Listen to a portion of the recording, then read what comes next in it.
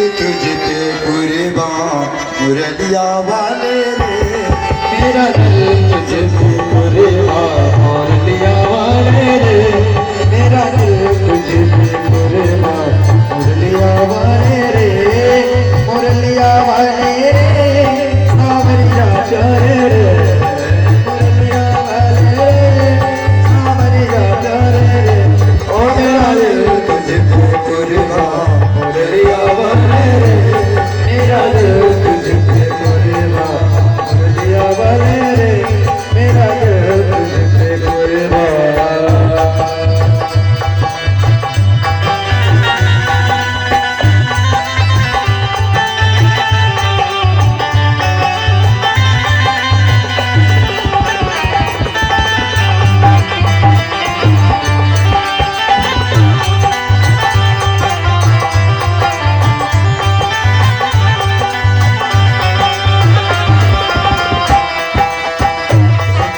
जब से तस्वीर तेरी देखी है जब से ये तस्वीर तेरी।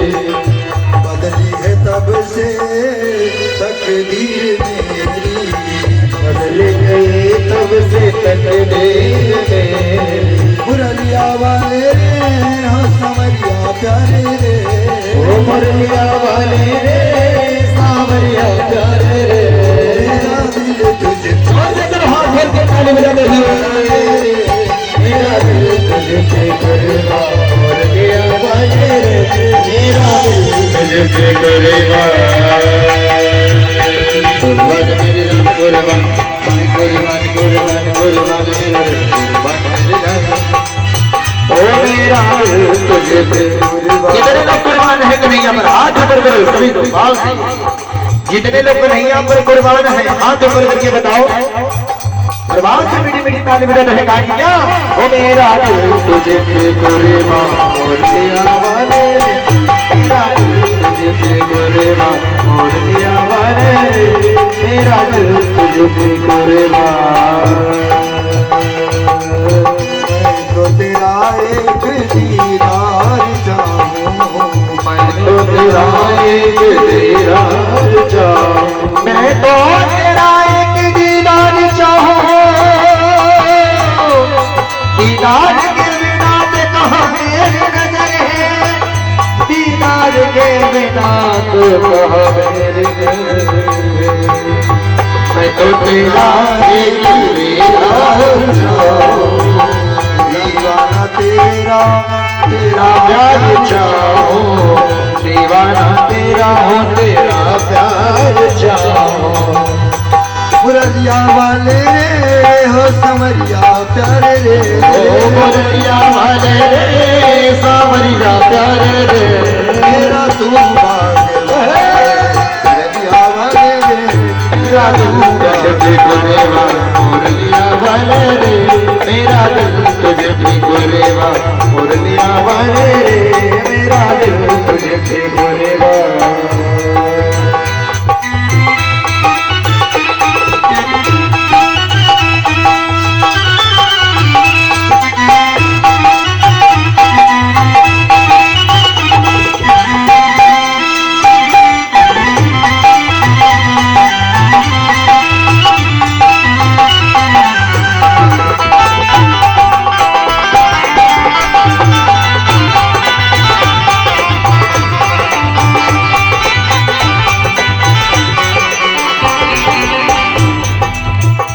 तेरे बिना हम तो रह नहीं सकते। तेरे बिना मैं तो रह नहीं सकती। तेरे बिना हम तो रह नहीं सकती। दर्द जुदाई का सह नहीं सकती। दर्द जुदाई के सह नहीं सकती।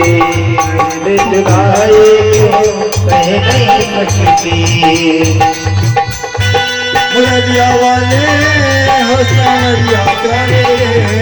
मुरलिया वाले सावरिया प्यारे रे। तुम भाग्यवान मुरलिया वाले। तेरा तो भाग्यवान।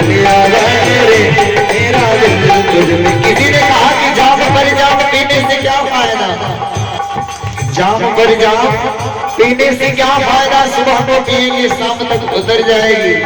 अरे पिलाई जा रही है श्याम नाम की प्याला, उसको पिलो, प्यारे पूरी जिंदगी नशे में गुजर जाएगी। अच्छा कितने लोग पीना चाहते हैं श्याम नाम की प्याला की मस्ती, हाथ ऊपर करके बताओ। और वहां से अगर हाथ खोले हैं जैसे वैसे कुर्सी का अभिमान इतना होता फिर क्या कहना, 5 साल बाद ना छोड़े चाहे, हाथ कैसे ऊपर करेंगे कुर्सी वाले? हाँ, कुर्सी वाले भी हाथ ऊपर कर सकते हैं परमात्मा के दरबार में हो। आप लोग दूसरे देश में नहीं बैठा हो, नेपाल में नहीं हो, इसे सोच दरबार में बराती बन के आए हैं तो सोच रहे हैं हाथ ऊपर करेंगे तो बेइज्जती हो जाएगा, लेकिन दरबार ऐसा है यहाँ जिसने किया शर्म उसको छूट जाते हैं। उठाइए ना वहां से वहां से और गाते हैं क्या, ओ तेरा दिल तुझे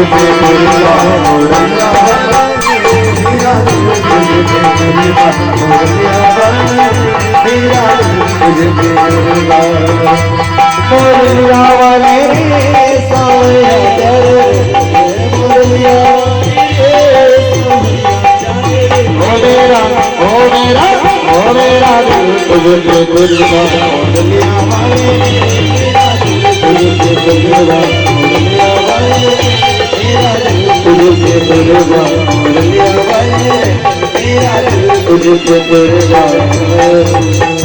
द्वारकाधीश भगवान की जय हो। भगवान ने पत्र को पढ़ लिया। पंडित जी ने कहा, प्रभु आपने पत्र पढ़ लिया, क्या आज्ञा है? भगवान ने कहा चलते हैं। तुरंत रथ निकाला, पंडित जी को रथ में बैठाया, कुंडनपुर की तरफ चल दी। इधर बलराम जी ने देखा तो द्वारपालों से पूछा, कन्हैया किधर जा रहा है? सबने कहा हमको मालूम नहीं है, पर कुंडनपुर से एक पंडित जी आए थे, उन्हीं से कुछ बात हुई है एकांत में, और बैठा कर गए। बलराम जी समझ गए, ओ मेरा लाला बड़ा हो गया है। अब कुंडनपुर में स्वयंवर है रुक्मिणी का, वहीं गया होगा, उसका विवाह हो जाना चाहिए। तो सेना तैयार की, कहीं कोई दुर्घटना अनर्थ न होने पावे, और सेना लेकर बलराम जी पीछे चल दिए। इधर मेरे प्रभु कुंडनपुर में पहुंचे। शिशुपाल पहले से आकर बारात पहुंच गई, शिशुपाल की सेवा हो रही, सब लड्डू बट रहा है, आराम से सब चल रहा है, बर्गर चाउमीन सब कट रहा है। इधर जो पिताजी थे इनके रुक्मिणी देवी के, भीष्मक जी महाराज, तिलक का सारा सामान लेकर के शिशुपाल को तिलक चढ़ाने के लिए चले, और रास्ते में भगवान द्वारकाधीश से भेंट हो गए।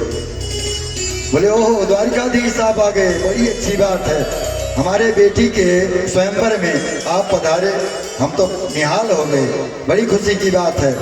जो तिलक की सामग्री लेकर जा रहे थे शिशुपाल के लिए, वो सारी सामग्री द्वारिकाधीश को देकर चंदन उनके माथे पर लगाया। राजा भीष्मक ने उनका स्वागत किया, चलिए प्रभु हमारे दरवाजे पर चलिए, बारात आई है रुक्मिणी देवी की। कहे देखिए अभी समय नहीं है, हम इधर से जा रहे थे तो सोचे आपसे मिलते चले, दर्शन हो गया फिर कभी मिल लेंगे। इतना कह करके चले गए कुल देवी के मंदिर के पास में, क्योंकि पत्र में लिखा था रुक्मिणी ने कि कुल देवी के मंदिर में मैं पूजा करने आऊंगी सवेरे। हमारे कुल का नियम है, कन्या का विवाह होता है तो कुल देवी के मंदिर में पूजा करने जाती है। आप वहीं रहना, देवी के सामने हमारा वर्ण करना हमको लेकर चले चलना। भगवान वहां मौजूद थे। इधर तिलक चढ़ गया। अब तमाम गांव के लोग देखे और गांव में पूरा हल्ला हो गया, अरे भैया जितने सुंदर हमारी रुक्मिणी देवी, हमारी रुक्मिणी बिटिया हैं, वैसे सुंदर दुल्हा है, अभी महाराज ने तिलक किया है उनका। पूरे गांव में हल्ला हो गया, शहर में। अरे भाई ये क्या बात है? शिशुपाल को पता चला और रुक्मिणी को पता चला, कहे अरे ये क्या बात है? किसी के द्वारा मालूम हुआ कि द्वारिकाधीश आए थे। शिशुपाल ने जब द्वारिकाधीश का नाम लिया तो वहां जरासंध आया था। जरासंध ने कहा शिशुपाल, अगर द्वारिकाधीश कृष्ण यहाँ आया है तो समझो बहुत खतरनाक है, कुछ न कुछ खतरा होकर रहेगा, सावधान हो जाओ। शिशुपाल के सैनिकों ने कहा महाराज हम बारात का लड्डू खाने नहीं आए हैं, हम पूरी तैयारी से आए हैं। शिशुपाल ने कहा पूरे नगर को घेर लो, पूरी सेना घेर लो नगर को, देखो अगर वो कृष्ण आया है तो कुछ न कुछ उत्पात होगा जरूर। पूरी सेना ने पूरे नगर को घेर लिया। इधर रुक्मिणी बहुत परेशान दुखी हो रही हैं। इतने में पंडित जी मटकते हुए डंडा घुमाते हुए आते दिखाई पड़े। जाकर रुक्मिणी को सारा समाचार बताया। रुक्मिणी देवी ने कहा पंडित जी द्वारिकाधीश आ रहे हैं। पंडित जी ने कहा आ नहीं रहे, आए हैं, मंदिर पर ठहरे हुए हैं। रुक्मिणी देवी ने झट से श्रृंगार किया, तैयार हुई, सखियों के साथ कुल देवी के मंदिर में पूजन करने गई। वहां क्या देखती है, पूरी सेना फौज चारों तरफ से घेर कर रखी है। रुक्मिणी देवी अंदर गई मंदिर में और देवी की पूजा किया कि जय जय गिरिवर राज किशोरी, जय महेश मुख चंद्र। जय जय गिरिवर राज किशोरी, जय महेश मुख चंद्र छकोरी, जय गजवदन गजानन माता, जगत जननी दामिनी दुर्गाता, जय गजवदन गजानन माता, जगत जननी दामिनी दुर्गाता।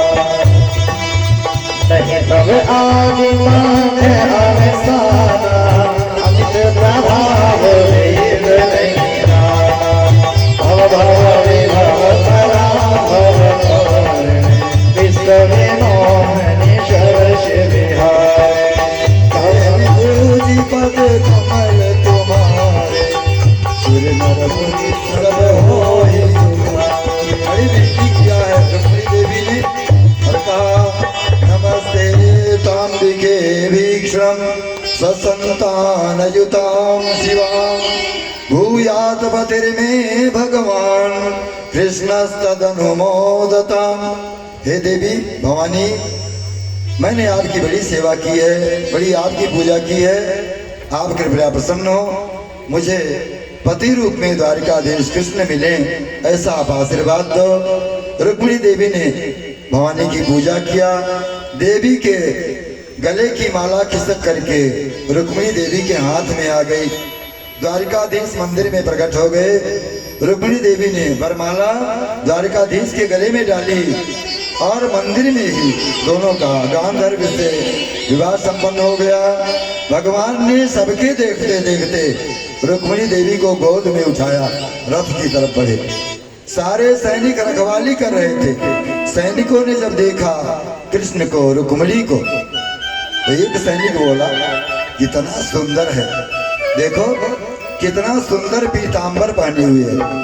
एक सैनिक बोला पीतांबर की कहते हो, पैर में जूता देखो कितना बढ़िया हीरो का जूता है। एक बोला बड़ी सुंदर जोड़ी है। सब भगवान के रुक्मिणी के सुंदरता की प्रशंसा कर रहे हैं। ये नहीं मालूम है कमाए क्यों हैं।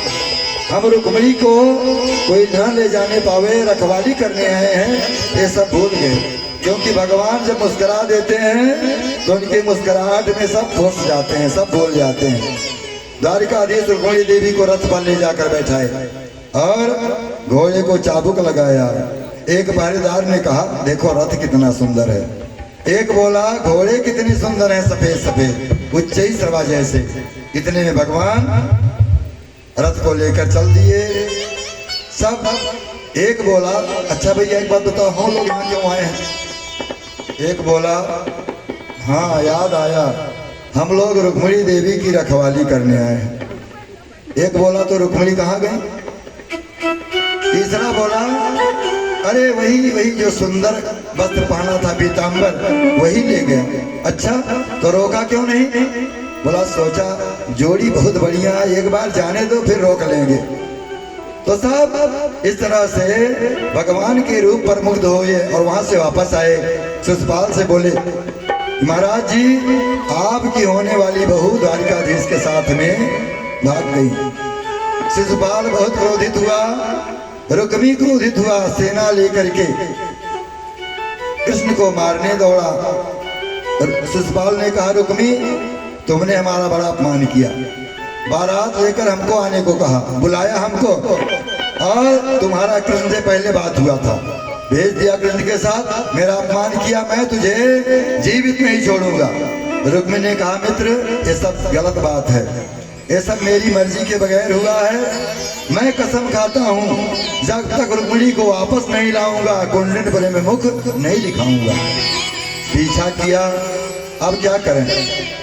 जरासंध ने कहा, शिशुपाल मैंने तुमको सावधान किया था, ये बहुत खतरनाक है, लेकिन तुम सावधान नहीं हो सके। देखो ये बहुत खतरनाक है। 17 बार इसने इस पर मैंने आक्रमण किया और 17 बार इसने हमको हरा दिया। 18वीं बार जब ब्राह्मणों की कृपा से मैंने इसके ऊपर आक्रमण किया, घर छोड़ करके भाग गया, तब से आज दिखाई पड़ा है। तो बहुत पछताया रुक्मी, कृष्ण का पीछा किया। शिशुपाल पछताता हुआ अपने घर को रोता हुआ वापस आया। रुक्मी ने जाकर कृष्ण को ललकारा, अरे कृष्ण ठहर जाओ, मेरी बहन को लेकर तू नहीं जा सकता है। कृष्ण में रुक्मी में युद्ध हुआ। भगवान कृष्ण ने रुक्मी को बंदी बनाया, उसका आधा सिर आधा दाढ़ी तलवार से मोड़ दिया, छोड़ दिया और रथ के चक्के में बांध लिया। इतने में बलराम जी की सेना आ गई। बलराम जी ने कहा, अरे द्वारिकाधीश ये चक्के में कौन बंधा है? बोले साले साहब। तो बलराम जी ने रुक्मी को चक्के से खुलवाया और कहा, रुक्मी जी आप जानते हो हम लोग क्षत्रिय हैं, क्षत्रिय को अगर कोई युद्ध के लिए ललकारता है तो क्षत्रिय का प्रथम कर्तव्य है कि वो उससे युद्ध करे। तुमको युद्ध करने की क्या जरूरत थी? मेरा भाई देखो तुम्हारी बहन के योग्य है, सुंदर है, धनवान है, बलवान है, रूपवान है, क्या कमी है मेरे भाई में? तुम अपनी बहन का विवाह उसके साथ क्यों नहीं कर देते हो? लेकिन रुक्मी तैयार नहीं हुआ। तो कृष्ण बलराम रुक्मिणी को लेकर के द्वारिका में आए। रुक्मी ने वही नगर बसा लिया, वापस कुंडनपुर नहीं गया। प्रण कर लिया था कि वापस नहीं आऊंगा, मुख नहीं दिखाऊंगा, तो वही नगर बसाकर रहने लगा। भगवान द्वारिका में आए और भगवान का रुक्मिणी देवी के साथ विवाह संपन्न हुआ। ये भगवान का प्रथम विवाह है। आगे भगवान के अन्य विवाहों की चर्चा हम आपसे करेंगे। भगवान का दूसरा विवाह जामवंत की पुत्री जाम्बवती के साथ में संपन्न हुआ। ये वही जामवंत हैं। जामवंत का सुन हनुमाना, का चुप साध रहे हो बलवाना, पवन तन है बल सब भवन समाना, बुद्ध विवेक विज्ञान निधाना, कौन सो काज कठिन जग माही है।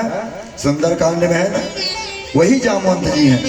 इनकी बेटी के साथ में जाम्बवती नाम है। भगवान द्वारिकाधीश का दूसरा विवाह हुआ। कथा बहुत लंबी है। अब जामवंत की उनकी बेटी के विवाह की कथा सुनाएंगे तो स्मयंतक मणि की कथा बहुत लंबी है। समय अभाव में फिर कभी अवसर आएगा तो कथाओं को हम लंबा करके सुनाएंगे। पूरी कथा आज विश्राम दिवस है, समय काफी हो गया है। भगवान का तीसरा विवाह सत्राजित की पुत्री सत्यभामा के साथ में संपन्न हुआ। भगवान का चौथा विवाह जमुना देवी के रूप में जो कालिंदी हैं, कालिंदी के साथ में भगवान का चौथा विवाह संपन्न हुआ। भगवान का पांचवा विवाह नग्नजिति के साथ में संपन्न हुआ। भगवान का छठवां विवाह कौशल देश के राजा नग्नजित की पुत्री नग्नजिति से सत्या से विवाह हुआ। और अगला विवाह अवंती के राजा उज्जैन के राजा बिंद और अनबिंद की पुत्री बहन मित्र बिंदा के साथ में हुआ। सातवां विवाह भगवान की कृष्ण की बुआ सुत कीर्ति की बेटी के साथ हुआ, जिनका नाम भद्रा है। और भगवान का आठवां विवाह मध्य देश के राजा की पुत्री लक्ष्मणा के साथ में हुआ। ये भगवान की 8 पटरानियां हैं। भगवान का 8 भटरानियों के साथ विवाह संपन्न हुआ। एक भौमासुर नाम का राजा था जिसका नाम नरकासुर था। ये भूमिपुत्र था। इसने निश्चय किया था कि 20,000 कन्याओं की राजकन्याओं को इकट्ठा करूंगा तब इकट्ठे विवाह करूंगा। तो 16,100 राजाओं को जीत करके उनकी कन्याओं को लाकर बंदीगिरी में बंद किया था और सोच रहा था जब 20,000 हो जाएंगे इकट्ठे विवाह करूंगा। तो भगवान ने नरकासुर के ऊपर चढ़ाई करके नरकासुर का कल्याण किया, वध किया और जेल से 16,100 कन्याओं को छुड़ाया और कहा आप लोग अपने घर को जा सकती हो। सब कन्याओं ने द्वारिकाधीश के सामने हाथ जोड़ लिया। हम इतने दिन तक जेल में बंद थी, समाज में हमारा नाम कलंकित हो चुका है। लोग यही कहेंगे कि नरकासुर की रखैल हैं, तो हम अगर घर पर जाएंगे वापस तो ये बदनामी होगी। कोई हमारे साथ विवाह करने को तैयार नहीं होगा। पिताजी हमको अपने घर में रखेंगे। हमारे लिए एक रास्ता है, या तो हम आत्महत्या कर लें या गलत रास्ता, गलत राह पकड़ लें। भगवान ने कहा अगर आप लोगों को अच्छा लगे तो मैं आप सबके साथ विवाह करना चाहता हूँ। सब प्रसन्न हो गई। भगवान ने 16,100 कन्याओं का एक साथ में विवाह किया। इस प्रकार भगवान के 16,108 विवाह संपन्न हुए। भगवान सबके लिए सुंदर सुंदर अलग अलग महल बनवा करके सबको एक एक महल दिए। सबके घर में दास दासियां, सारी सुविधा, और भगवान अनेक रूपों धारण करके सबके साथ में नित्य निवास करते हैं। सब प्रसन्न हैं, कहीं कोई झगड़ा झंझट नहीं है। नारद जी ने आकर भगवान की दिनचर्या को देखा, सभी रानियों के साथ भगवान को पाया, बड़े आश्चर्यचकित हुए। भगवान बड़े प्रसन्न रहते, मेरे प्रभु सदा खुशहाल रहते हैं, उनके चेहरे पर कभी दुख आता ही नहीं है। भगवान का अपनी रानियों के साथ में बहुत प्रेम है। ऐसा वर्णन आता है भागवत में, एक एक रानी से 10-10 बेटा, एक एक बिटिया। बहुत लंबा परिवार है भगवान का। इस संपूर्ण परिवार के साथ भगवान बहुत प्रेम से रहते हैं और बहुत आराम से रहते हैं। भगवान बार बार अपने पुत्रों को शिक्षा देते हैं कि बेटा देखो, कभी किसी संत महात्मा का, किसी ब्राह्मण का अपमान मत करना, क्योंकि अगर ब्राह्मण क्रोधित हो गया, संत महात्मा क्रोधित हो गए, तो उनके क्रोध से मैं भगवान होकर भी तुम्हारी रक्षा नहीं कर पाऊंगा। इसलिए कभी जीवन में किसी संत का अपमान मत करना, किसी ब्राह्मण का अपमान मत करना, क्योंकि अगर एक बार तुम विष बोल पी लोगे तो बच सकते हो, लेकिन ब्राह्मण के श्राप से नहीं बच सकते हो। भगवान बार बार समझाते हैं। आगे तमाम कथाएं हैं, सबको प्रणाम करते हुए हम आपको एक मुख्य कथा, भगवान के एक मित्र हैं सुदामा। बचपन में जिस समय गुरु संदीपनी के आश्रम में पढ़ते थे, वहाँ पर सुदामा से भेंट हुई थी, मित्रता हुई थी। सुदामा जी गरीब हैं, उनकी झोपड़ी टूटी फूटी हुई, मकान टूटा फूटा है, बरसात का पानी घर में ही रह जाता है। लेकिन सुदामा जी को कहीं भी भागवत में गरीब नहीं कहा गया, निर्धन दरिद्र नहीं कहा गया, क्योंकि गो आदरिद्री है विशाल तृष्णा।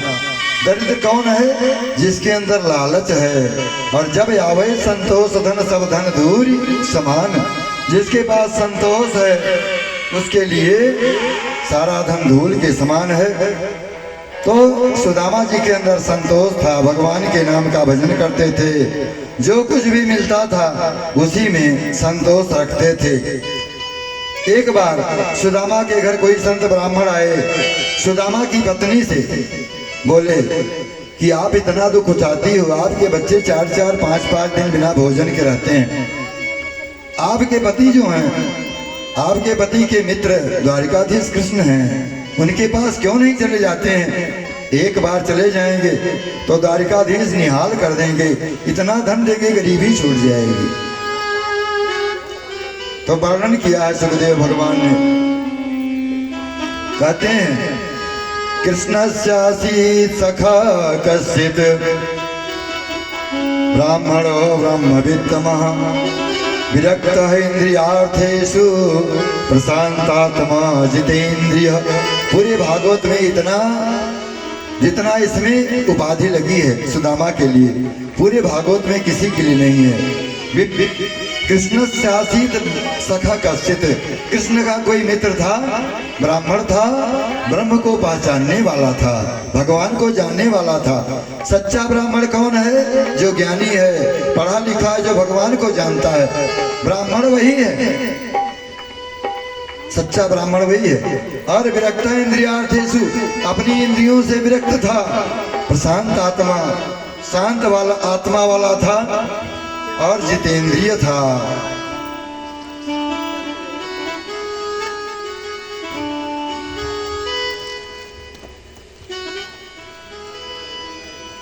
हमारे जजमान जी की सबसे छोटी पुत्री श्रीमती शकुंतला देवी की तरफ से भागवत भगवान के चरणों में 100 मुद्रा, साड़ी, वस्त्र इत्यादि समर्पित हुआ है। भगवान सदैव आपके ऊपर आशीर्वाद, सदैव कृपा बनाए रखें।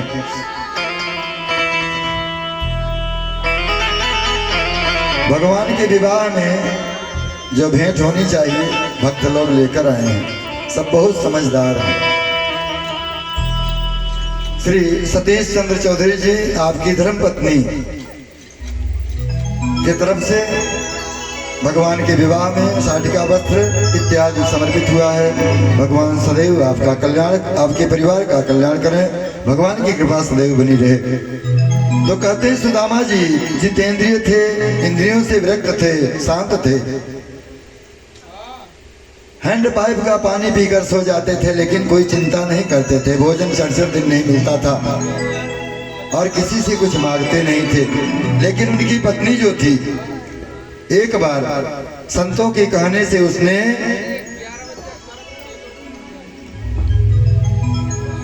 हमारे इस भागवत कथा के पूर्व जजमान, इनको भी अभी हमने फाल्गुन में भागवत कथा सुनाया है। ग्राम मिसरौलिया के राजमोहन गौड़ जी की माता जी हैं। आपको हमने फाल्गुन महीने के लास्ट में भागवत कथा सुनाई थी। आपकी तरफ से भागवत भगवान के चरणों में 50 मुद्राएं समर्पित हुई हैं। भगवान सदैव आपका कल्याण करें।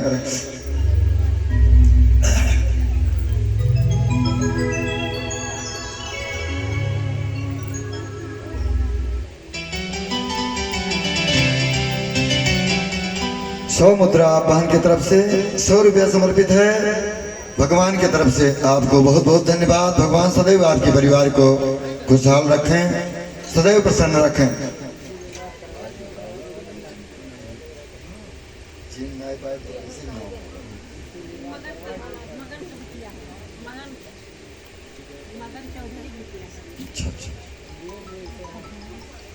श्री मदन चौधरी की सुमित्री जी की तरफ से भागवत भगवान के चरणों में कुछ वस्त्र, आभूषण, रुपए, पैसे आए हैं। भगवान की तरफ से आपको बहुत बहुत धन्यवाद। भगवान सदैव आप सबका कल्याण करें। तो एक बार किसी के कहने से सुदामा की पत्नी जो है, संतोषी वो भी हैं, लेकिन क्या करें, 4 बच्चे हैं। बच्चे भूख से बिलबिलाते हैं। जब 3 4 दिन खाना नहीं मिलता है, बच्चे रोते हैं, तो माँ तो दुखी होती है। कहती बेटा एकादशी है, सो जाओ। अब कई दिन एकादशी, कई दिन जल पीकर बच्चे सोए, दुखी होती है। तो कहती है सुदामा से कि ननु ब्रह्मण भगवत सखा सा श्रीपति ब्रह्मण्यस्य शरणस्य भगवान सात्वतम सब। सुदामा से कहती है पति देव, मैंने सुना है कि भगवान द्वारिकाधीश आपके बचपन के मित्र हैं, आप उनके पास क्यों नहीं जाते हैं? अगर आप जाएंगे उनके पास तो इतना धन देंगे कि हमारी गरीबी दूर होगी। और शरण में आने वाले पर सदैव कृपा करते रहते हैं, कृपा करते हैं।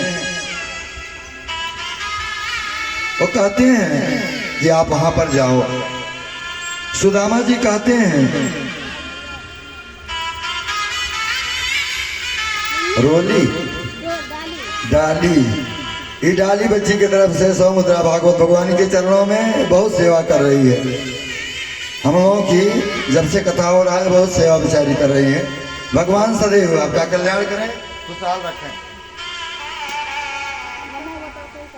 हाँ हाँ सुधा सुधा देवी की तरफ से भागवत भगवान के चरणों में 100 मुद्रा कुछ भोजन पात्र इत्यादि समर्पित हुआ है। भगवान सदैव आपके परिवार के ऊपर कृपा बनाए रखें। कहती हैं जो शरण में आने वाले पर कृपा करने वाले हैं। द्वारिकाधीश बड़े दयालु हैं। आप जाएंगे तो दास्यते द्रविड़म्भूरि सीदिते तत्र कुटुम्बिना, तो हमको इतना धन देंगे कि हमारा दुख दूर हो जाएगा, हमारा परिवार भी कम से कम खुशहाल हो जाएगा। सुदामा जी कहते हैं हमारे यज्ञ के यजमान माता जी की तरफ से साटिका वस्त्र कुछ आभूषण इत्यादि समर्पित हुआ है। भगवान सदैव आपके परिवार का कल्याण करें। सुदामा जी कहते हैं भोजन पात्र जल पात्र के साथ में वस्त्र इत्यादि समर्पित है। भगवान सदैव आपके परिवार का कल्याण करें। तो सुदामा जी कहते हैं बहुत सुंदर याद दिलाई तुमने द्वारिकाधीश की। द्वारिकाधीश से मिलने की मेरी भी इच्छा होती है, मिलना चाहता हूं, लेकिन अगर तुम यह चाहती हो कि मैं मांगने के लिए जाऊं, उनसे कुछ मांगूं, यह अच्छी बात नहीं है। मित्र के घर में मांगने जाऊं।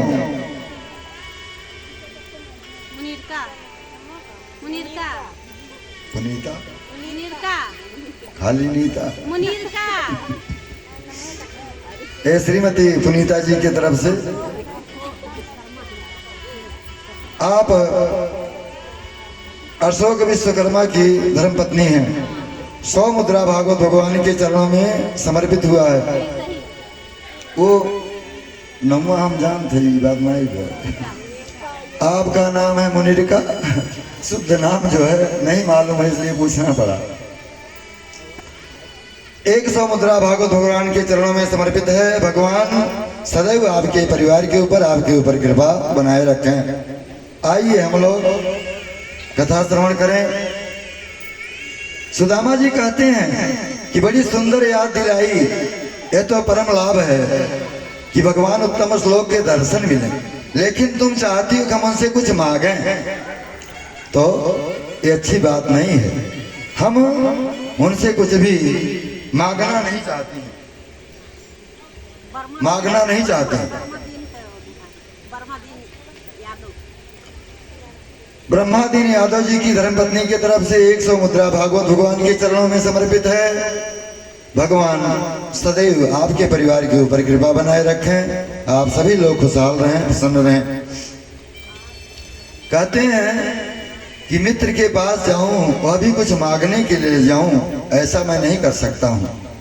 हाँ, मुझे भगवान के दर्शन प्राप्त होंगे, अगर इस प्रकार से भेजो तो मैं जरूर चला जाऊंगा। लेकिन समस्या है मित्र के घर, गुरु के घर अगर जाया जाता है तो कुछ लेकर जाना चाहिए, हमारे पास कुछ है नहीं। तो सुशीला ने कहा सुदामा की धर्मपत्नी के लिए, इसके लिए मैं व्यवस्था करूंगी। आप जो है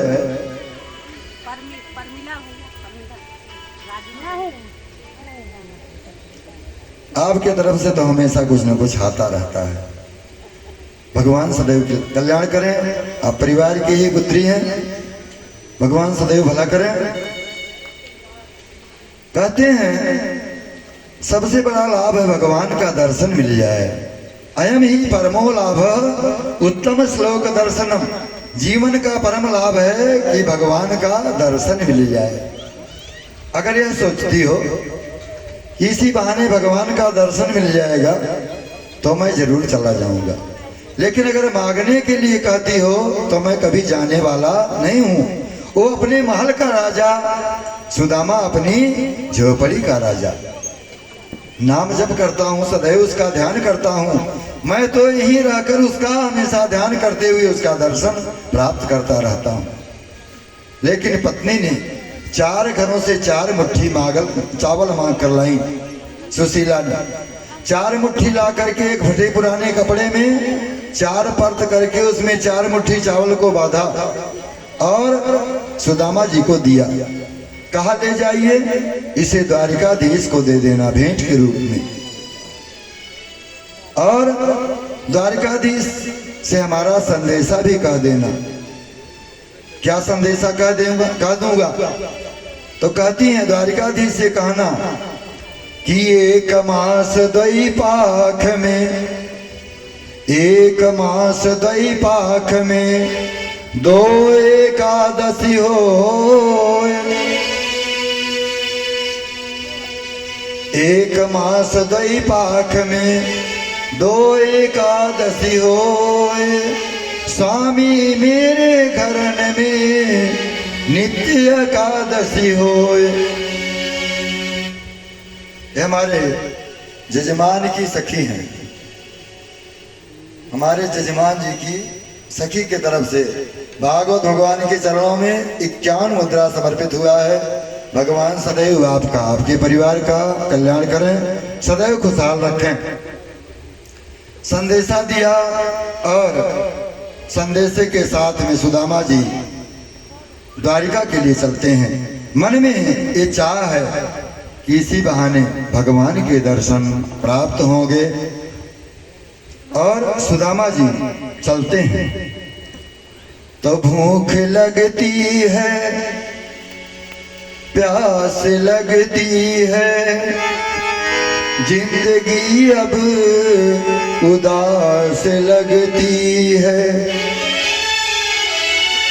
कैसे आऊं मैं तेरी द्वारिका, आस भी अब निराश लगती है, कन्हैया से मिलने चले हैं सुदामा,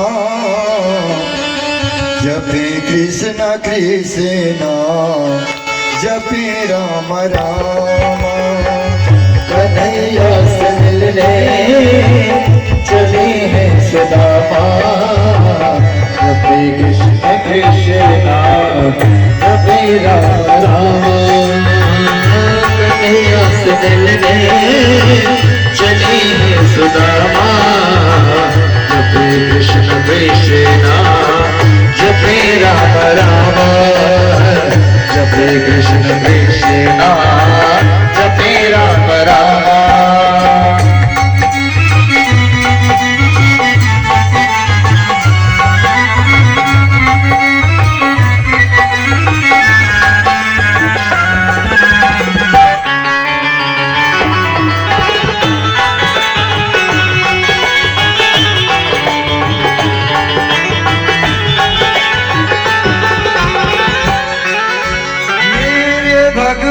किसी को गरीबी न दे, मौत दे दे मगर बदनसीबी न दे, कन्हैया से मिलने चले हैं सुदामा,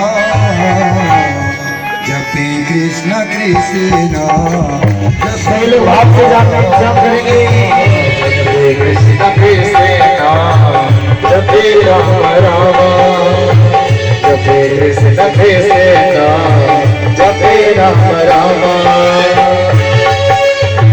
कन्हैया से मिलने चले हैं सुदामा, कन्हैया से मिलने चले हैं सुदामा, जपे कृष्ण कृष्ण जपे राम राम, जपे कृष्ण कृष्ण जपे राम राम।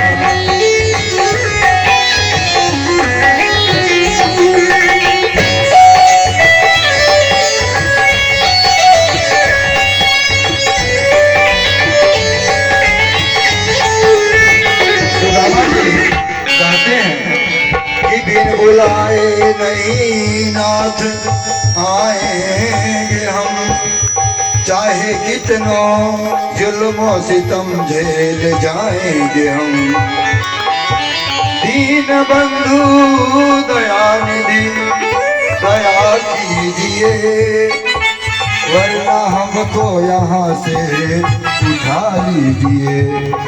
कहते हैं कि मिटाना अगर है ये जीवन की तृष्णा, जपो कृष्ण कृष्ण, जपो कृष्ण कृष्ण, जपो कृष्ण कृष्ण, जपो कृष्ण कृष्ण।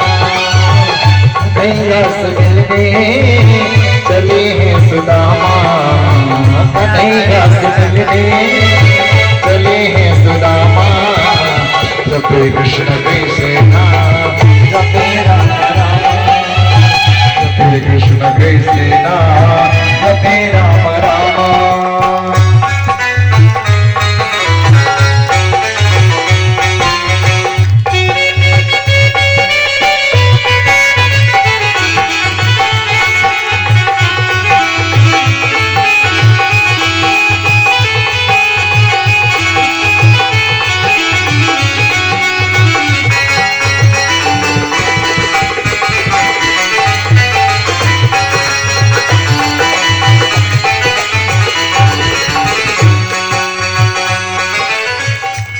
दूर नगरी बड़ी दूर नगरी, कैसे आऊं मैं कन्हैया, कैसे आऊं मैं कन्हैया तेरी गोकुल नगरी, बड़ी दूर नगरी, दूर नगरी, बड़ी दूर नगरी, दूर नगरी, बड़ी दूर नगरी।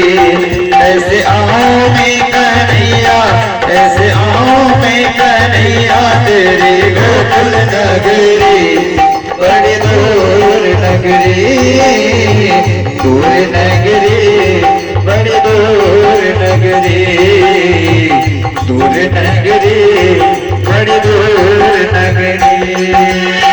जब न चल जाओ तो पायल मेरे भेजे, पायल मोरी भेजे, पायल मोरी भेजे। गाना पायल मोरी बाजे, गाना पायल मोरी बाजे, पायल मोरी बाजे, पायल मोरी बाजे। झपटे चलो तो झपटे चलो तो चल के मारे ओ बड़ी दूर नगरी, दूर नगरी, बड़ी दूर नगरी। कैसे आऊं रे कन्हैया, कैसे आऊं रे कन्हैया तेरी गोकुल नगरी, बड़ी दूर नगरी, दूर नगरी, बड़ी दूर नगरी। तेरी नगरी में लाला चोर बसते हैं, चोर बसते हैं, चोर बसते हैं। कन्हैया बचपन की चोरी करने वाले, इसीलिए सुदामा कहते हैं क्या? तेरी नगरी में लाला चोर बसते हैं, चोर बसते हैं, चोर, चोर बसते हैं, चोर बसते हैं। लूट ले मेरे मोरे, लूट ले मेरे मोरे, नाथ दूरे, बड़ी दूर नगरी, दूर नगरी, बड़ी दूर नगरी।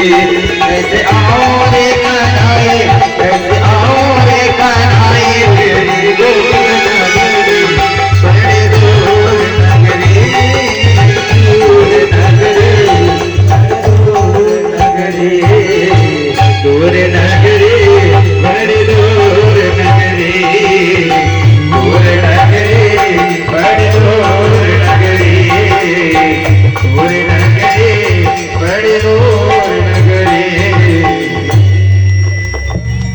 सुदामा जी किसी प्रकार से गिरते पड़ते पैदल ही पगडंडी पकड़े हुए द्वारिका की तरफ जा रहे हैं। शाम हो गया, रास्ते में नदी पड़ गई। अब नदी कैसे पार करें? उसी समय कन्हैया एक छोटे से बालक के रूप में नाविक बनकर नाव लेकर के आ गए। बोले बाबा उस पार जाना है। सुदामा ने कहा जाना तो है लेकिन मल्लाई नहीं है। मेरे कन्हैया जो नाविक बने हुए थे बोले बाबा ऐसे लोगों को ही मैं पार उतारने के लिए आता हूँ, बैठ जाओ नाव में। मेरे प्रभु ने सुदामा जी को नाव से चढ़ा करके उस पार किया। थक गए थे सुदामा, थक कर वहीं सो गए। कहे अब तेरी 7 बार गरज हो तो हमको द्वारिका बुला, मैं नहीं चल पाऊंगा, मेरे पाँव में बहुत दर्द हो रहा है। सुदामा जी सो गए। भगवान सोते हुए सुदामा को द्वारिका में पहुंचा दिए। आंख खुली तो देखते हैं चारों तरफ सोने के महल। पूछते हैं भैया ये बताओ द्वारिकापुरी किधर है? सबने कहा यही तो है द्वारिका। बाबा आप जहाँ खड़े हो द्वारिका ही है। अच्छा यही द्वारिका है, बड़ी सुंदर द्वारिका भाई, सोने के सब महल हैं। अच्छा एक बात बताओ तो हमारे कन्हैया का घर किधर है? कन्हैया? अब यहाँ कन्हैया कौन पुकारता है? यहाँ तो द्वारिकाधीश है। कितना लंबा चौड़ा उपाधि है उनका। 1008 जदुकुल नंदन वसुदेव नंदन द्वारिकाधीश श्री कृष्णचंद्र जी महाराज। कन्हैया इनको कहाँ कौन बोलता है? अरे तुम किसकी बात कर रहे हो? अरे वही वो यहाँ का राजा है द्वारिका का, मेरा मित्र है बचपन का। द्वारिकाधीश की बात करते हो? हाँ हाँ वही अपना कृष्ण। अरे बाबा जरा नाम भी ठीक से लो, यहाँ के राजा हैं, सीधे कहते हो कृष्ण। कितनी लंबी चौड़ी उपाधि हम लोग लगाते हैं। अरे वो बचपन में मेरे साथ में पढ़ता था, सबने बताया। जाकर द्वारपालों ने भगवान को सूचना दी, प्रभु दरवाजे पर आज जो विभूति खड़ी है, आज तक जीवन में ऐसा कोई व्यक्ति द्वारिका में नहीं आया। उसके शरीर पर सबूत वस्त्र नहीं, पैरों में जूता नहीं, सिर पर पगड़ी नहीं, शरीर पर कोई वस्त्र नहीं। शरीर दुबला पतला है, कमजोर है, झुर्रियां पड़ गई हैं, पाँव में बेवाइयां फटी हुई हैं। आपको अपना मित्र बता रहा है और अपना नाम सुदामा बताता है। शीश पगान जगातन में प्रभु, शीश पगान जगातन में प्रभु, जाने को आए बस ये गावा, होती भक्ति से हटी दुर्गुजी, हर पाए ओ पार के बरारा, होती भक्ति से लटी दुर्गुजी, हर पाए ओ पार के बरारा। गाय खड़री के घर भले के, गाय खड़री शोभा हरे रामा, पूछत दीन दयाल सुदामा, बतावत आपन नाम सुदामा, पूछत दीन दयाल सुदामा, बतावत आपन नाम सुदामा, बतावत आपन नाम सुदामा, बतावत आपन नाम सुदामा। क्यों ही मेरे प्रभु द्वारिकाधीश ने सुना, सुदामा नाम सुना, अपने आसन पर बैठे हुए थे, आसन पर से नीचे कूद पड़े और जोर से सुदामा सुदामा करते हुए मिलने के लिए हाथ फैला कर दौड़े। सुनते ही दौड़े चले आए मोहन, लगाया गले से सुदामा को मोहन, लगाया गले से सुदामा को मोहन। वो सुनते ही दौड़े चले आए मोहन, लगाया गले से सुदामा को मोहन। सुनते ही दौड़े चले आए मोहन, लगाया गले से सुदामा को मोहन, लगाया गले से सुदामा को मोहन। हुआ रुक्मिणी को बहुत ही अचंभा, हुआ रुक्मिणी को बहुत ही अचंभा, ये मेहमान के साथ अजीब आ गया है, ये मेहमान कैसा अजीब आ गया है।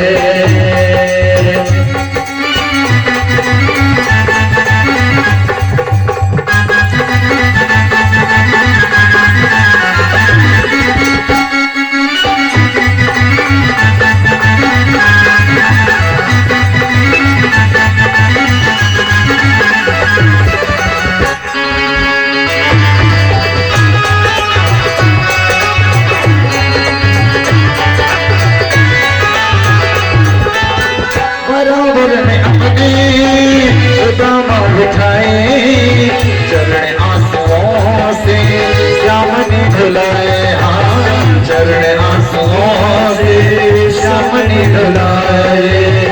बराबर में अपने सुदामा बैठाए, चरण आंसुओं से श्याम ने धुलाए, हाँ बराबर में अपने सुदामा बैठाए, चरण आंसुओं से श्याम ने धुलाए, चरण आंसुओं से श्याम ने धुलाए।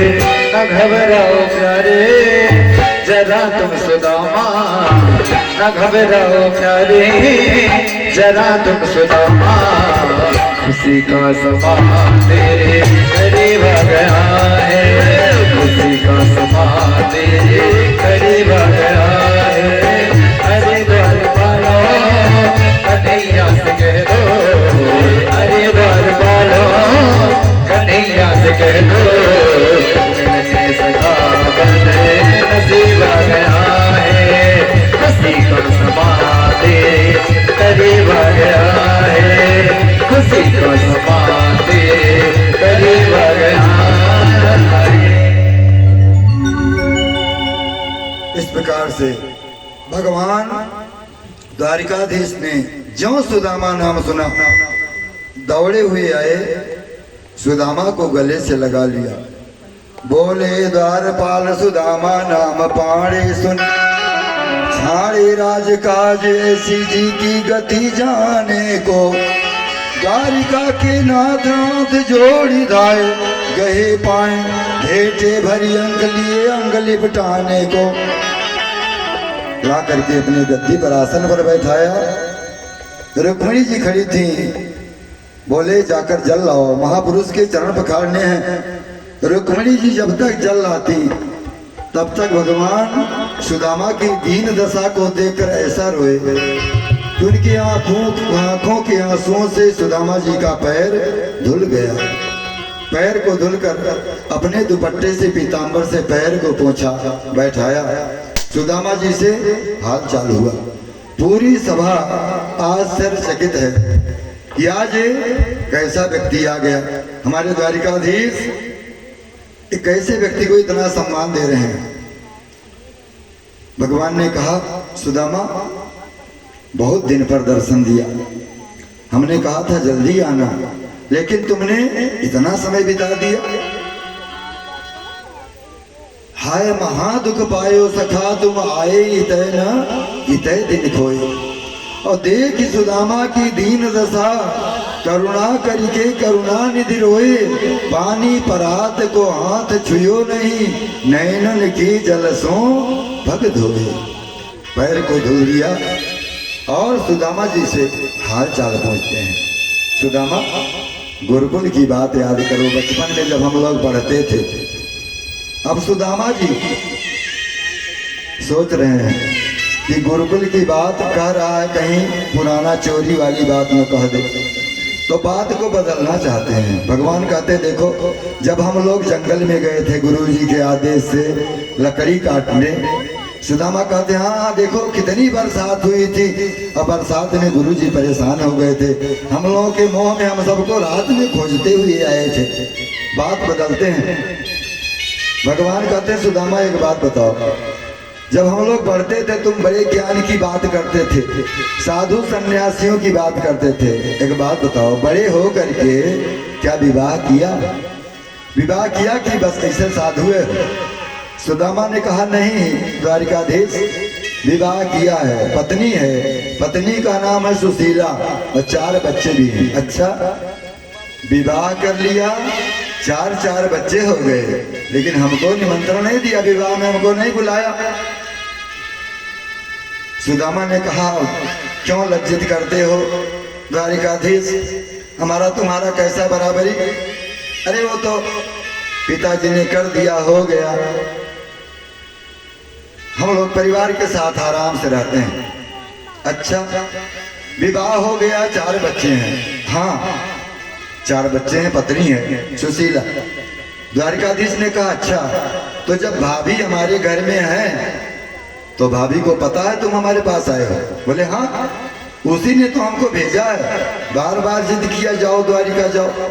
अच्छा, भाभी ने हमारे पास भेजा है, तो ये बताओ भाभी ने मेरे लिए क्या भेजा है? अब सुदामा गठरी अपनी जो है चावल की काख के नीचे दबाए, देख रहे सोने के महल, इतने बड़े आदमी, सब बड़े बड़े नौकर चाकर, सब सोने का मुकुट पहने हैं, सोने का वस्त्र आभूषण। इनके घर में पुराने कपड़े में, फटे हुए कपड़े में 4 मुट्ठी चावल कैसे दे? संकोच के मारे उसको छुपा रहे हैं। भगवान कहते हैं, सुदामा लगता है बचपन की आदत तुम्हारी छुट्टी नहीं। गुरुकुल में भी जब गुरुआनी ने हमको चना दिया था, तुम चुरा कर अकेले खा लिए थे, हमको नहीं दिए थे। और आज लगता है हमारी भाभी ने जो बढ़िया प्रसाद हमारे लिए दिया है, छुपा कर रखे हो, दे नहीं रहे हो। जोर से झटका मारा, चावल नीचे गिरा, पोटली उठाई, पोटली उठाकर भगवान ने जब देखा, आंखों से आंसू आ गए कि मेरे मित्र की यह दशा, एक सबूत वस्त्र भी नहीं है, साफ भी नहीं है जिसमें चावल बांध कर लाता। और चावल को खोला तो उसमें 4 किस्म के चावल, कुछ लाल चावल, कुछ सफेद चावल, कुछ टूटे हुए चावल, कुछ सबूत चावल। मेरे प्रभु ने एक मुट्ठी चावल उठाया, संकल्प लिया कि इस एक मुट्ठी चावल को खाकर सुदामा को 1 लोक की संपत्ति में प्रदान करता हूँ। 1 मुट्ठी चावल खाया, प्रसाद पाया। दूसरा मुट्ठी उठाया, कहा दूसरी मुट्ठी चावल पा करके मैं सुदामा को 2 लोकों की संपत्ति प्रदान करता हूँ, मन में संकल्प लिया। और तीसरा मुट्ठी खाने चले तो रुक्मिणी ने हाथ पकड़ लिया, प्रभु मानो ये कहना चाहती हैं कि तीनों लोगों की संपदा एक ब्राह्मण को दे करके खुद ब्राह्मण दरिद्र बनना चाहते हो। हाथ पकड़ लिया। मेरे प्रभु ने कहा, रुक्मिणी आज अगर तुम मेरे घर में आई हो पत्नी बन करके, पटरानी बन करके, तो किसी ब्राह्मण के आशीर्वाद से। अगर ब्राह्मण देवता कुंडनपुर से दौड़े हुए न आते और हमको संदेशा न दिए होते, तो आज तुम्हारा हमारा विवाह नहीं हुआ होता। इस ब्राह्मण देवता के चरणों में तो मैं अपना संपूर्ण सर्वस्व न्यौछावर कर सकता हूँ, खुद सुदामा बन सकता हूँ। रुक्मिणी देवी ने कहा, प्रभु कच्चे चावल हैं, पेट खराब हो जाएंगे, इसलिए थोड़ा खाइए। और भी ब्राह्मण का प्रसाद है, आप अकेले पालोगे तो हम लोगों को भी चाहिए प्रसाद। इस प्रकार कहकर चावल उनके हाथ से ले लिया। भगवान ने सुदामा को कहा, सुदामा चलो अंदर भोजन करें, अंदर बैठकर बात करेंगे। क्योंकि सुदामा जी यहाँ समाज में बहुत संकोच में पड़े हुए हैं, हाथ पैर बटोर कर बैठे हैं गद्दी पर, सिंहासन पर। अंदर ले गए, जहाँ रुक्मिणी के साथ जिस सैया पर भगवान विश्राम करते थे, उस धवल वस्त्र पर सुदामा को बैठाया, खुद बगल में बैठे। सुदामा को भगवान ने सुंदर भोजन करवाया। सुदामा जब भोजन करने बैठे, सुदामा ने कहा अकेले नहीं खाएंगे, साथ साथ में खाएंगे। भगवान भोजन कर चुके थे, लेकिन सुदामा के हठ पर भगवान भोजन करने बैठे, थाली 2 आई। सुदामा ने कहा, कन्हैया ये इतने पकवान मैं नहीं खाता हूँ, मुझको पकवान अच्छा नहीं लगता है, हमको तो बस 2 फुलका, उसी पर थोड़ा सा नमक, बस यही खाता हूँ।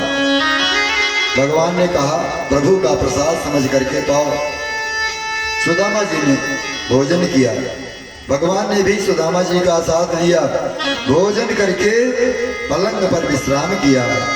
भगवान सुदामा से दोनों से बड़ी बातचीत हुई। सुदामा ने कहा, प्रभु भगवान ने अपनी रानियों से कहा आकर के प्रणाम करो, ये महान विभूति हैं, इनके चरणों में प्रणाम करो। रुक्मिणी जी ने आकर प्रणाम किया, गुरु जी प्रणाम। सुदामा जी ने आशीर्वाद दिया, सौभाग्यवती भव, पुत्रवती भव, पति प्रिया भव। जामवती ने आकर प्रणाम किया। सुदामा ने कहा ये कौन है? भगवान ने कहा वही है। अच्छा अच्छा, दो विवाह कर रखे हैं भाई, तेरे बड़े टाट हैं। जामवती ने प्रणाम किया, गुरुजी प्रणाम। सौभाग्यवती भव, पुत्रवती भव, पति प्रिया भव। सत्यभामा ने प्रणाम किया, ये कौन है? वही है। अच्छा, कितनी है? भगवान ने कहा आप देखते जाओ, 4 5 6 आशीर्वाद, सबको ही आशीर्वाद दे रहे हैं। कह रे लाला, अभी कितना विवाह कर रखा है? जब 500 हो गई, हाथ दर्द करने लगा, पफरा दर्द करने लगा। बोले कन्हैया, मेरे तो आशीर्वाद देते देते हाथ दर्द करने लगे, घुटना दर्द करने लगा। अब एक काम कर, कितनी है? बोले 16,108।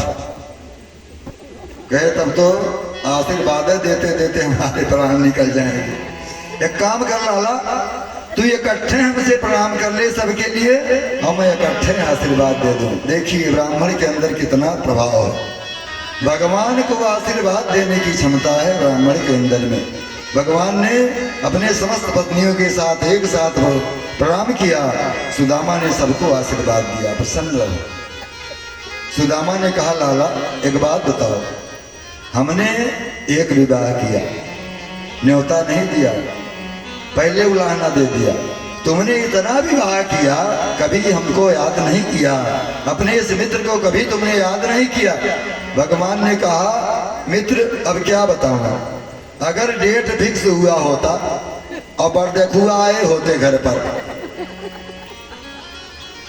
डेट बड़ा होता तो पहला न्योता हम आप को देते, लेकिन यहाँ तो डेट नहीं पड़ा। इधर बात हुआ उधर पत्नी घर में, इधर बात हुआ उधर पत्नी घर में, तो क्या करें? हमको बुलाने का अवसर नहीं मिला। सुदामा जी ने कहा कोई बात नहीं, प्रसन्न रहो, सब प्रसन्न रहो, बहुत अच्छी बात है, सब प्रसन्न रहो। सुदामा ने खूब आशीर्वाद दिया और सुदामा जी ने अपनी पत्नी का संदेश सुनाया था।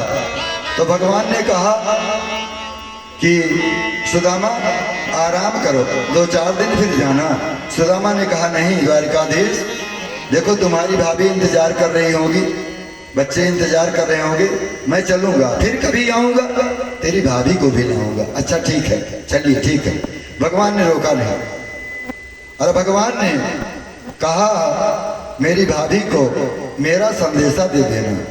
भाभी ने मेरा संदेशा दिया तो तुम भाभी को मेरा संदेशा सुना देना कि 1 मास 2 पाख में 2 एकादशी हो, भाभी तेरे घरन में नित्य द्वादशी हो। बोलिए द्वारिकाधीश भगवान की जय हो। तुझे देते नहीं देखा मगर झोली भरी देखी। भगवान ने सामने से सुदामा को 1 टका भी नहीं दिया, कुछ भी नहीं दिया। सुदामा जी वहां से चले, मन में विचार करते हैं कि द्वारिकाधीश ने हमको कुछ ना देकर हमारे ऊपर बड़ी कृपा की। अगर धन दे देते तो हम उसी धन में बच जाते, धन के रख रखाव में उसके चक्कर में भगवान का नाम लेना भी भूल जाते, छोड़ देते। तो भगवान ने बड़ी कृपा की, हमको धन नहीं दिया। अरे इतने क्या कम है, क्यों द्वारिकाधीश दौड़ करके हमको बाहों में भर लिया, अपने हृदय से लगाया, अपनी धर्म पत्नी के बिछौने पर हमको ले जाकर बैठाया, साथ साथ में भोजन किया, हमारी इतनी सेवा की, यही क्या कम है, हमारे लिए बहुत है। इस प्रकार विचार करते हुए सुदामा जी अपने घर आए, लेकिन झोपड़ी का पता नहीं। सुदामा मंदिर देखी डरे, यहाँ तो थी मेरी टूटी झोपड़िया, अब कंचन महल खड़े। सुदामा मंदिर देखी डरे, सुदामा मंदिर देखी डरे। सुदामा जी घबरा गए, हमारी झोपड़ी कहाँ चली गई। कहीं मैं वापस फिर द्वारिका में तो नहीं आ गया, सब सोने के महल है। किसी से पूछा, भैया ये कौन सा नगर है? उसने बताया, बाबा ये सुदामापुरी है। अच्छा, सुदामा तो मेरा ही नाम है। अच्छा, तो एक बात बताओ, यहाँ के राजा कहाँ हैं? बोले यहाँ के राजा जो हैं वो एक पंडित जी हैं और वो गए हैं द्वारिका। अच्छा, तो मैं ही पंडित जी हूँ, द्वारिका मैं ही गया था। रात रात में इतना बढ़िया मकान कैसे हो गया? अच्छा एक बात बताओ, तो जो राजा हैं उनका घर कहाँ है? देखो सामने है। अब सबका सोने का महल है। अपने घर के सामने पहुंचे, इनकी पत्नी सुशीला ने अंदर से जब देखा तो नौकरानियों के साथ में सज धज करके सोने की थाली में आरती लेकर आई। सुदामा की आरती उतारने लगी। सुदामा ने ध्यान से देखा, अरे सुशीला, तेरी इतनी सुंदर साड़ी, इतनी कोठी अटारी। सुशीला ने कहा, प्राणनाथ ये सब द्वारिकाधीश की कृपा है। सब कैसे हुआ? सब रातों रात चमत्कार हो गया, भगवान की कृपा है। सुदामा ने कहा, ठीक है, तू धन चाहती थी तो भगवान ने तुझे धन दिया। मैं भगवान का भजन चाहता था तो भगवान ने मुझे भजन दिया, अपना प्रेम दिया, हमको हृदय से लगाया। मुझे धन की जरूरत नहीं है, तू धन लेकर रह, मैं चल रहा हूँ भगवान का भजन करूंगा, मुझको धन की जरूरत नहीं है। सुदामा जाने लगे। पीछे से द्वारिकाधीश ने पुकारा, अरे मित्र सुदामा। पीछे मुड़कर देखा तो द्वारिकाधीश चले आ रहे थे। दौड़कर गले से लगाया, सुदामा ये सब तेरे लिए है। सुदामा ने कहा, प्रभु आपने ऐसा क्यों किया? मेरी तो झोपड़ी ठीक थी, तेरा खूब भजन करता था, तुझे खूब याद करता था। भगवान ने कहा, मेरा प्रसाद समझकर इसी में रहो, मेरा भजन करो। और सुदामा जी आराम से रहने लगे। ये भगवान के ऐसे भक्त की कथा है जिसके अंदर कोई कामना नहीं है और भगवान ने उनको सब कुछ दिया। इसीलिए हमने कहा था, भगवान से कभी कुछ मत मांगो। मांगना तो भगवान को नीचा दिखाना है, क्योंकि भगवान सब कुछ जानता है। आगे बहुत सुंदर सुंदर कथाएं हैं। वसुदेव जी ने यज्ञ किया है। उस यज्ञ में एक बार गोकुल ब्रजवासियों से भगवान से सबसे भेंट हुआ है। 4 महीने तक सब लोग साथ में रहे हैं। राधा रानी का भी दर्शन हुआ है। और आगे एक बार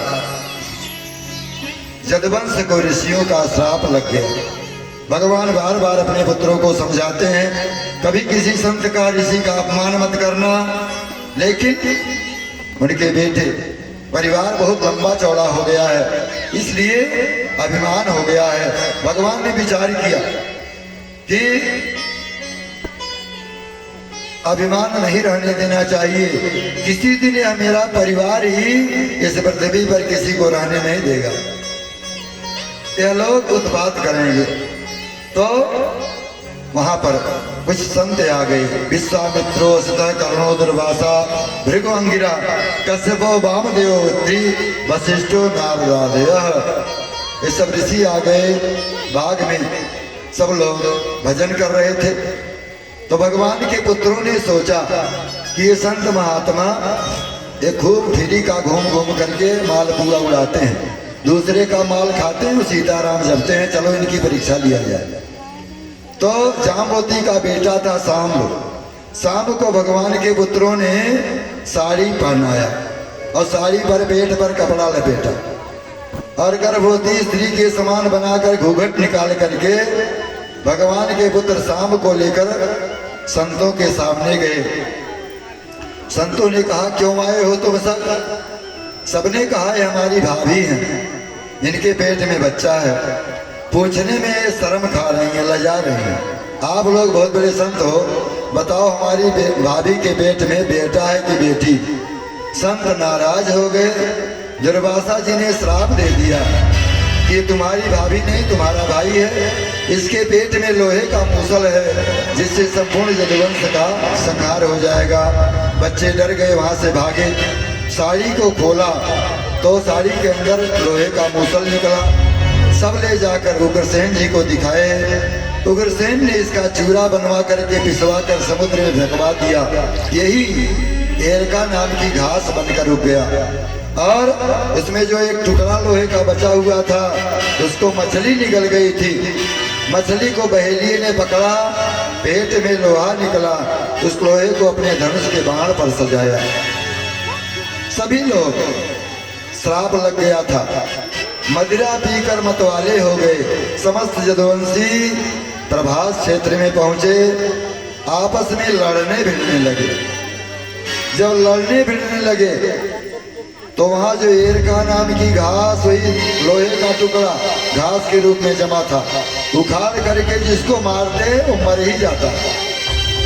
तो 56 करोड़ यदुवंशी लड़ भिड़कर सब समाप्त हो गए। 10 बचे। भगवान जाकर पीपल के वृक्ष के नीचे विराजमान हुए। दाहिने पैर के जंघे को बाएं पैर के जंघे पर रखा ध्यान मुद्रा में स्थित हुए। बलराम जी गए, शेष जी कहे प्रभु आप चलना चाहते हैं, आपको प्रणाम है। नदी में घुसे, शेष रूप में बदल गए। अर्जुन आए, भगवान ने कहा अर्जुन हमारी पत्नियों को लेकर के वृंदावन जाओ राधा रानी के पास। अर्जुन वहां से गए, भगवान का सारथी आया। भगवान ने कहा दारुक जाओ, अभी बहुत जल्दी द्वारिका समुद्र में डूब जाएगी, सबसे कह दो द्वारिका से बाहर चले जाएं। दारुक आगे गया, उद्धव जी आए। उद्धव जी ने कहा प्रभु मैं देख रहा हूँ आप परम धाम जाना चाहते हो, अपनी लीला स्मरण करना चाहते हो। भगवान ने कहा उद्धव सही बात है। उद्धव ने कहा प्रभु मैं भी साथ चलूंगा। भगवान ने कहा नहीं, तुमको मेरे भक्तों का संबल बनना पड़ेगा, रह करके धर्म की स्थापना करनी पड़ेगी। तुम जाओ और नर नारायण की पूजा करो, बद्रीनाथ धाम जाओ। सामने से जाओगे विदुर से भेंट होगी। मेरा भक्त विदुर जिसने मुझको केला खिलाया था, विदुरानी ने मेरी बड़ी सेवा की थी, मैंने उसे कुछ नहीं दिया। जो ज्ञान का उपदेश तुझे दे रहा हूँ मेरे विदुर को सुनाना। भगवान ने विदुर के लिए संदेश भेजा, उद्धव जी को ज्ञान भक्ति का उपदेश किया। भगवान ने बड़ा सुंदर उपदेश दिया। उद्धव जी वहां से गए, भगवान ध्यान में लेट गए। तभी बहेलिया जिस बाण पर वो टुकड़ा लगाया था लोहे का, भगवान के चरणों को मृग समझकर बाण चला दिया। तो बाण आकर भगवान के चरणों में लगा। बहेलिया दौड़ा दौड़ा आया, भगवान के चरणों में गिरा, प्रभु मुझे क्षमा करो, मुझसे भूल हो गई। भगवान ने कहा बहेलिए तुम घबराओ मत, सब मेरी इच्छा से हुआ है, तुम जाओ मेरे धाम। बहेलिए को अपने धाम भेज दिया। उसी समय आकाश मंडल में देवता स्थित हो गए। देवताओं ने कहा प्रभु पधारो, आपके आने का समय हो गया है। देवताओं ने पुष्प वृष्टि किया और भगवान सबके देखते देखते भगवान का वह सांवला श्याम सुंदर स्वरूप सबके देखते देखते बिजली के समान चमका, अंतर ध्यान हो गया। और अंतर ध्यान होकर वही भगवान का सांवला रूप भागवत में आकर शब्द के रूप में विराजमान हो गया। ये भागवत की पुस्तक कोई साधारण पुस्तक नहीं है, ये साक्षात कृष्ण ही भगवान के रूप में विराजमान है।